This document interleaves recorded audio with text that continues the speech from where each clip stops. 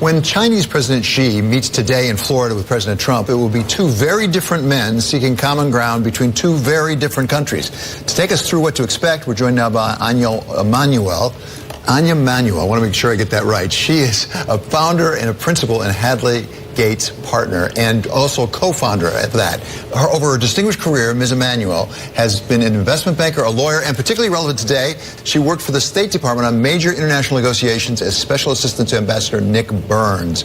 Also joining us on set is Bloomberg Intelligence's Global Director of Economic Research, Mike McDonough. Can we just thank Michael for coming in so early? He never wakes up for us. Well, apparently he's always in. He just doesn't come on. That's a distinct difference. Right. Just so we know. I try and get Michael on the program all the time. 7:45 This is is practically lunchtime. It's a big deal. He usually sends Carl Riccadonna, who I believe is coming in a couple of minutes. Well, it's 4:45 California time. It's an honor and a privilege to have you here, but can we get back to Xi? Is that all right with everybody? So, Anja, I want to start with you.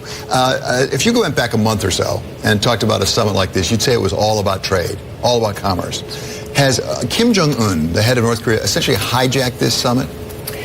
He hasn't hijacked the summit, but he's certainly going to cast a big shadow over it.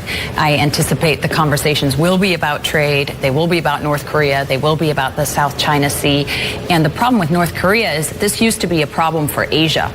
Now, as he's developing longer range missiles, getting closer to a real nuclear program, this is becoming a real problem directly for the United States. So I think behind the scenes, you'll have some really tough talk on North Korea about what the United States might do unilaterally if China can't help. But publicly, I hope we have a smooth face for this summit. That's very important. You've been part of the process of preparing for these sorts of negotiations around the globe. Is the Trump administration ready for this? I mean, they've only been in office a short period of time. They have a lot of open positions, and it takes a lot of preparation. We know that President Xi's ready. Is President Trump? I think he is. He has a very strong national security team at the senior levels, and this isn't a traditional summit where you would prepare months in advance to have deliverables that would be announced. This is a get-to-know-you summit, and I think that's incredibly important. You know, foreign leaders should come early, come often, get to know President Trump and learn how to work with him and his team, and think that is very important. Michael, the politics, the conversation is about currency manipulation. It's about big deficits with China. Give me the economic facts, the economic reality currently. Well, you know, on that, I just want to say something. It really depends. Who's advising Trump for this meeting? Is it his senior national security team, or is it the author of Death by China, right, Peter Navarro? I think that's important. And in the end of this, what we really need to see is you're not going to get a lot out of it if you say, what are the tangibles? Hopefully, we could get some sort of agreement that there won't be a trade war. I think that's something that we could get a signal from this meeting, and hopefully some sort of notional agreement on Korea. No plan, but just sort of an agreement that, yeah, this is a problem.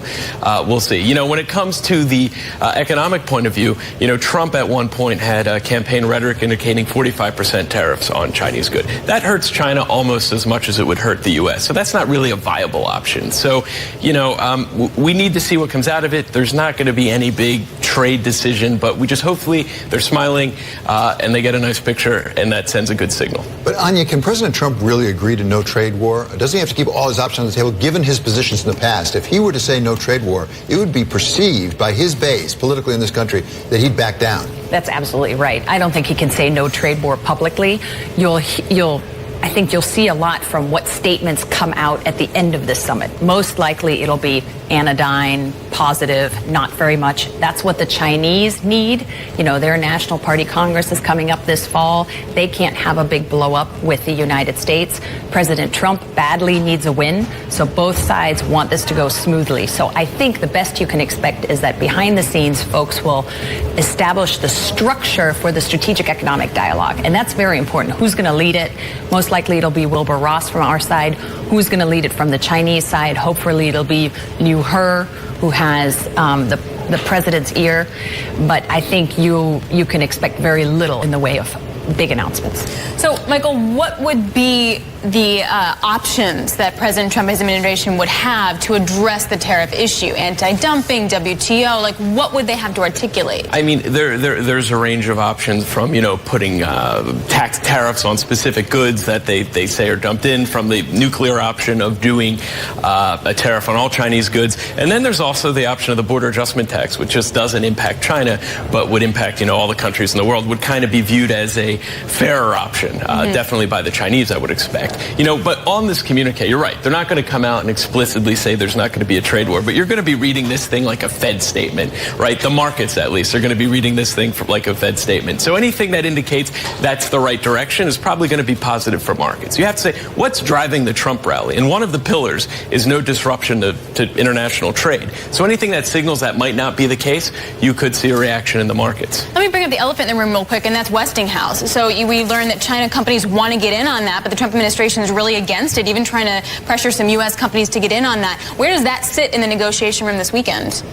I think it might be on the agenda. The difficulty there is, of course, as you all know, there has been cyber attacks on U.S. companies. There's been stealing of technology of U.S. companies. The Chinese are doing a lot to try to take over American technology companies, especially semiconductor. I think it's reasonable for the Trump administration to not want to hand over some of our nuclear assets to the Chinese, and I think the CFIUS committee will have a really strong role to play in that. And does that present President Xi with a real dilemma? Because we had Abe come over and say we're going to invest more in the United States. If China invests, it may well be through state-owned enterprises, and it won't look very good for President Trump to say, you know what, I have a great deal. I've just sold a good part of the country to China. That's right. I think he'll be hesitant to do that. Of course, there are a lot of areas where we really could use Chinese investment. I'm in California. The Chinese are the fastest growing foreign direct investment in California, and it's mostly real estate, tourism, and tech. Real estate, tourism, agriculture, none of those things are particularly sensitive, and we should welcome Chinese investment. On some of our more sensitive technologies, I would be more wary.